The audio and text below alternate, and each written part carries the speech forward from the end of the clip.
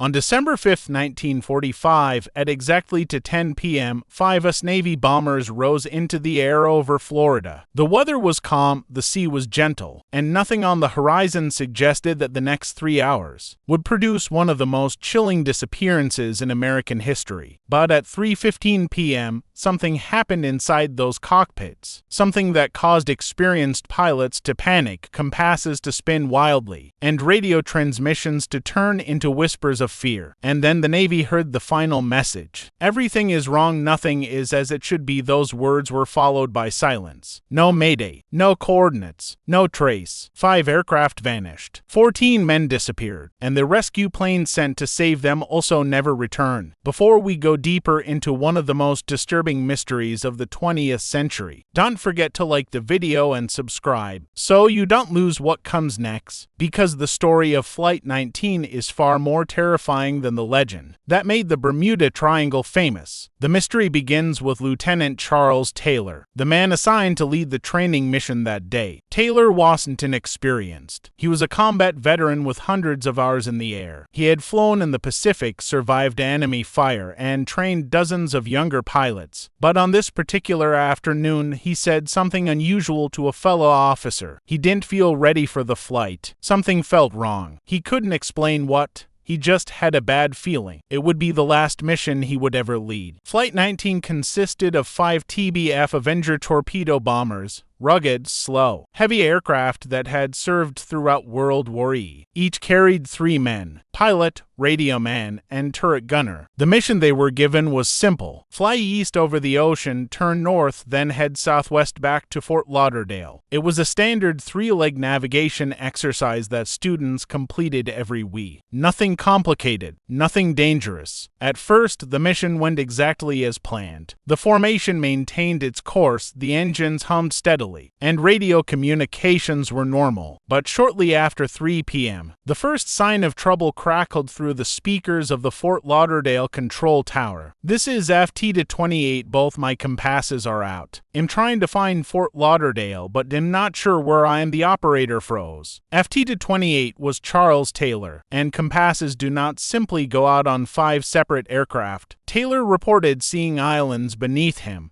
He believed he was somewhere above the Florida Keys, but the Keys were hundreds of miles away from the planned route. Other pilots in the flight contradicted him. They insisted they were flying over open ocean, not islands. They said nothing looked familiar. They said they couldn't even tell which direction the sun was setting. The confusion deepened every minute. A young trainee broke into the radio, his voice shaking. "If we just head west, we'll get back home." But Taylor disagreed. "We don't know where west is. Everything is wrong." The phrase "everything is wrong" would later appear in nearly every government report, because it was the moment the entire squadron realized they were hopelessly lost. At 4 p.m., a radio operator at the naval station heard something even more concerning. Taylor believed they had flown so far that they were now over the Gulf of Mexico. That was impossible, but when experienced pilots become disoriented, their brains begin to fill in missing information. The younger pilots tried to mutiny politely, urging Taylor to turn west. But Navy protocol was absolute: follow the leader no matter what. So they stayed with him. As sunlight faded, the transmissions became weaker. Weather stations reported a sudden change: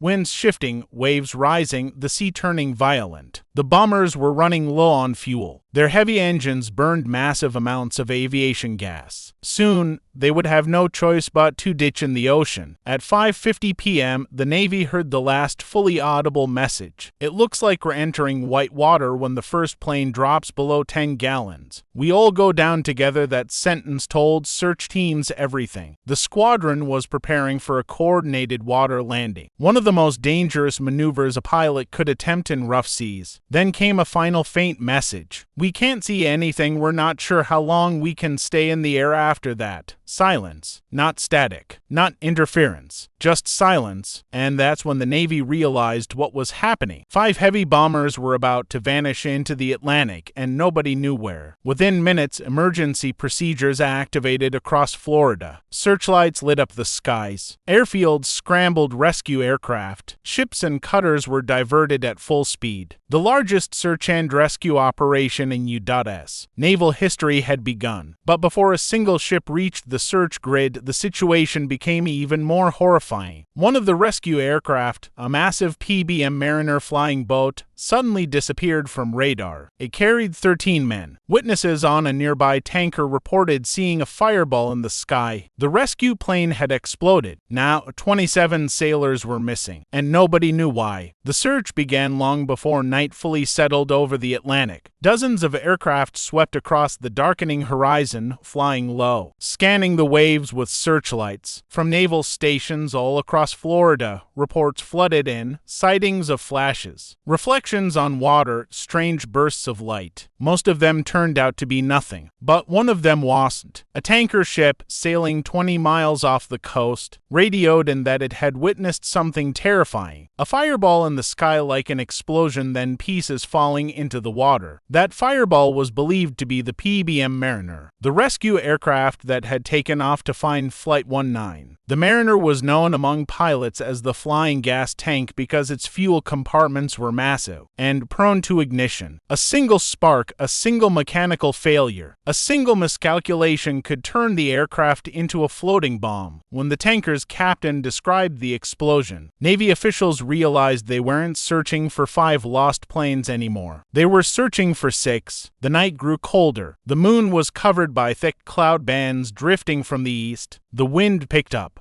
Waves rose higher, crashing against the hulls of the ships involved in the search. The ocean seemed almost hostile, swallowing light, swallowing sound, swallowing any hope of finding survivors. Part of the problem was the size of the search grid. No one knew where the bombers had gone down, because Taylor's compass had failed, or he believed it had failed. He might have led the squadron far north, far south, or deep into the open Atlantic. Some estimates suggested the Avengers could have traveled more than 200 miles off course. Rescue teams were hunting for debris in an area larger than the entire state of Connecticut. RADIO operators replayed the final transmissions again and again, trying to decode small details, background noises, anything that could help. One operator claimed he heard the sound of engines sputtering. Another thought he heard the rush of wind, as if a plane had already begun descending. None of these clues led to anything. At dawn, the search expanded dramatically. More than 300 aircraft were deployed. Destroyers fanned out in every direction. Civilian boats were recruited. Planes from as far away as Georgia joined the effort. It became one of the largest coordinated searches in U.S. history. And yet, despite the endless horizon filled with aircraft, the empty stretch of ocean below them remained unchanged. Nothing floated. Nothing drifted. Not a single oil slick on the water. Not a single wing. Not a single life raft. Many sailors believed that, even if the pilots had survived the water landing, the waves would have finished what the fuel tanks had started. The Avenger bomber, for all its strength, was a terrible raft. Once it touched water, it sank fast, usually in under 60 seconds. During one briefing, a Navy officer quietly admitted what many already suspected. If they ditched, they're gone. But the mystery grew stranger. Rescue pilots reported unusual readings on their own compasses. Some reported that their directional gyros drifted unexpectedly. One crew claimed their altimeter behaved erratically. Although these incidents were never officially linked to the Bermuda Triangle legend, they were unsettling enough that several pilots later told reporters the area felt wrong. Others described strange atmospheric conditions, pockets of heavy haze, sudden changes in cloud density, patches of sea that reflected light differently. These oddities fed into one of the many theories that emerged later, that Flight 19 had encountered an unusual magnetic disturbance. Scientists were cautious. Such disturbances do occur, but they rarely affect multiple aircraft at once. Yet pilots insisted compasses were behaving oddly. Something had been off long before the first plane ran out of fuel. Meanwhile, the families of the missing crew gathered near the naval base. Wives, parents, siblings,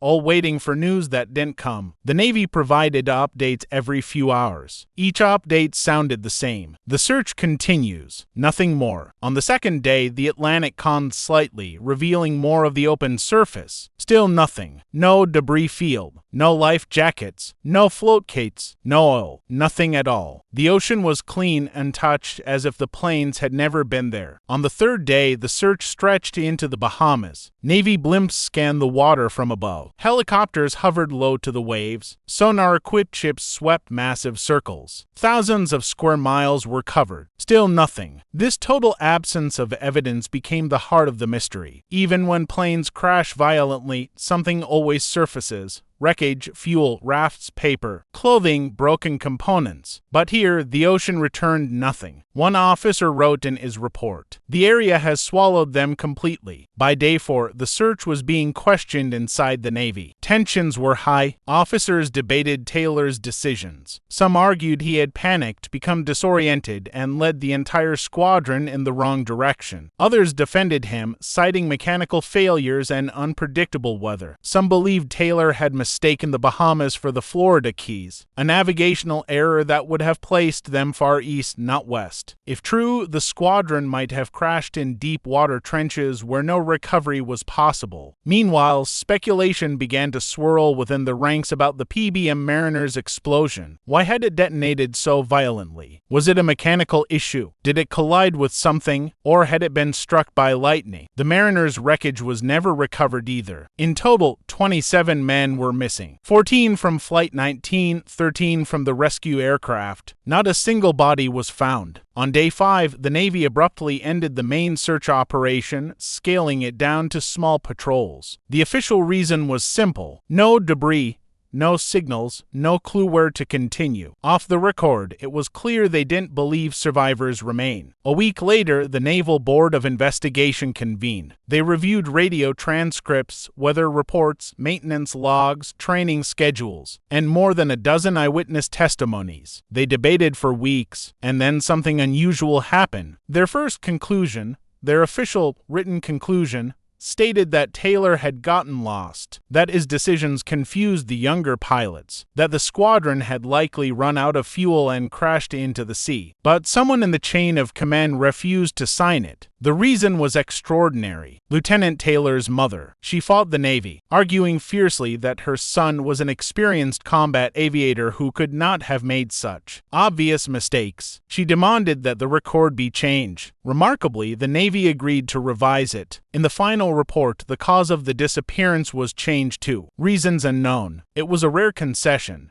and one that fueled decades of speculation. But the most haunting part of the investigation was the testimony from radio operators. Many insisted they heard something in the final transmissions that wasn't included in the official transcripts: fragments of speech, faint background noises, distant static that didn't sound like weather interference. One operator claimed he heard a pilot say, "I don't think we can make land, everything looks strange." Another said he heard, "The ocean doesn't look right." A third believed he heard someone whisper, "Don't follow him." None of these unofficial lines made it into the final record. When the Naval Board finally closed the case, they expected the story to fade. Instead, the opposite happened. Newspapers across the country published dramatic headlines: "Squadron vanishes, planes disappear without trace, Navy baffled by aerial mystery." And somewhere in the middle of all this, a journalist coined a phrase that would define the region forever: the Bermuda Triangle.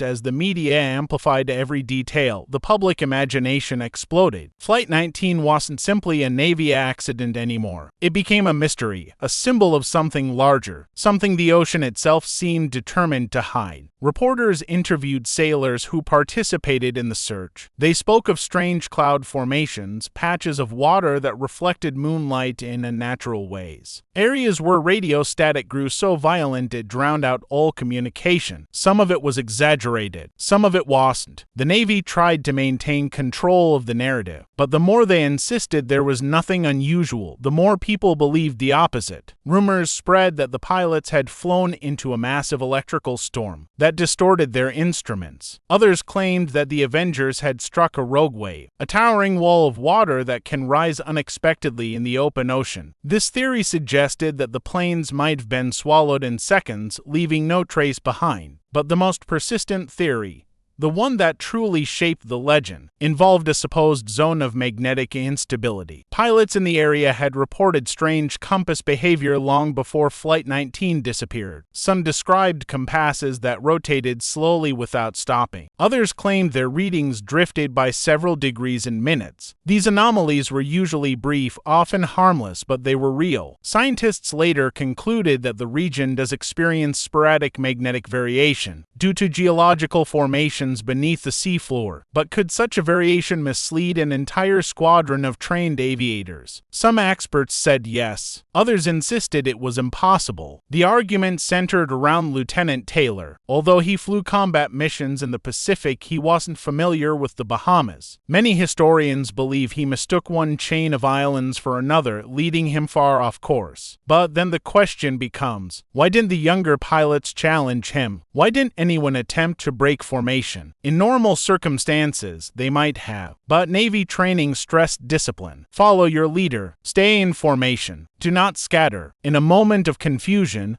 this loyalty may have doomed them. Several years after the disappearance, a retired Navy officer reviewed the original transcripts again. He noticed something odd about the final moments. Taylor's voice, previously calm and controlled, became increasingly strained, not panicked but heavy, as if he was fighting exhaustion or shock. The officer suggested a chilling possibility. Taylor might have been suffering from spatial disorientation, a condition where a pilot loses all sense of direction due to confusing visual cues. Over the ocean at dusk, with cloud layers above and below, the horizon can vanish completely. A pilot can feel like he's turning when he's flying straight or climbing when he's diving. Instruments are the only reliable guide, but if a pilot believes his instruments are wrong, as Taylor repeatedly insisted, then nothing can correct his perception. This explanation is scientifically plausible, but it still leaves a haunting question. If Taylor was disoriented, why did none of the trainees recognize it? Why did none of them break away? Were they also disoriented? Or were they simply too inexperienced and afraid to contradict a superior officer? As investigators dug deeper, another unsettling detail emerged. The training mission's flight plan placed the squadron directly over the Bahamas during a period of erratic weather. Sudden cloud formations, scattered storms, downdrafts, conditions that change visibility rapidly. One meteorologist later suggested that the squadron may have flown into a thick cloud bank that resembled an open ocean from above. If the pilots saw nothing but white haze beneath them, they might have believed they were still far out at sea even if they were approaching land. Some theorists believe Taylor brought them dangerously close to the Florida coastline without realizing it. If true, the Avengers may have crashed near the marshes east of Cape Canaveral. Yet despite decades of searching, no wreckage has ever been discovered in that area either. Other researchers point to Air Force test ranges near Cape Canaveral. Experimental rockets and missiles were sometimes tested there during the late 1940s and early 1950s. Some believe that classified weapons testing could have destroyed or scattered wreckage from Flight 19. There is no evidence for this, but the idea persists among conspiracy theorists. The mystery deepened further when retired sailors began sharing stories decades later. Several claimed that their ships had detected faint emergency signals during the first night of the search, signals matching the frequency of the Avenger bombers. However, none of these signals were strong enough to triangulate. Naval Command dismissed them as atmospheric interference, but one sailor insisted that he heard the words, "Still here low on air," before the signal cut permanently. These stories cannot be verified, but they add to the eerie aura surrounding the case. By the 1960s, the disappearance of Flight 19 had become a cultural legend. Writers began linking it to other strange disappearances in the region. Ships that failed to reach port, planes that vanished from radar, boats found drifting with crews missing. The Bermuda Triangle became a household phrase synonymous with the unknown. But while the myth grew, the families of the pilots received no closure. Some clung to the belief that the men had survived in the ocean, trapped on a remote island, or captured by an unknown force. Others accepted the grim reality that their loved ones were gone forever. The Navy eventually declared all 27 men dead. Though the official cause remained for unknown reasons, some parts of the investigation were sealed. Internal memos suggested Navy officials were concerned about the possibility of mechanical failures in the Avenger's fuel systems. These concerns were removed from public reports. Critics argue that this cover-up was intended to protect the reputation of the aircraft, which was still in use. In the decades that followed, sonar teams attempted to locate the wreckage of Flight 19. Numerous expeditions were launched, each convinced they would solve the mystery, yet none found the missing planes. Several Avenger wrecks were located off Florida, but none matched the squadron's serial numbers. Private researchers turned to advanced imaging and underwater robotics. Still nothing. The ocean floor in many areas is rugged, filled with canyons, caves, and deep trenches. Even modern technology cannot access every crevice. As the search continued, more theories emerged. Some claimed the planes were swallowed by methane gas eruptions from the seafloor, causing sudden loss of lift. Others suggested rogue waves. A few even proposed time distortions or other phenomena, blending science with the supernatural. Theories embraced by Bermuda Triangle enthusiasts, rejected by scientists, but irresistible to storytellers. The truth, however, remains lost beneath the waves. Flight 19 became more than an incident. It became a symbol, a crossroads between wartime discipline, human error, environmental unpredictability, and the perpetual unknown. It remains one of the most famous unsolved aviation mysteries in American history, and perhaps the most unsettling part of all is this: 5 military aircraft, a rescue plane, and 27 men vanished in clear weather in one of the most heavily searched regions of the Atlantic without leaving a single trace. Even in a world of perfect technology, advanced sensors, and satellite mapping, the ocean can still keep its secrets.